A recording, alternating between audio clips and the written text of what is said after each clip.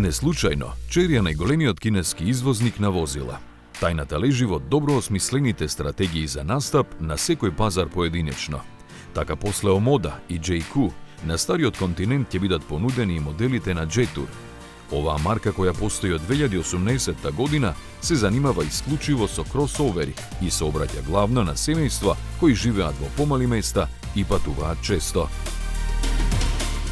Само по себе тоа подразбира дека возилата треба да бидат пристапни, добро опремени и бензински, не електрични.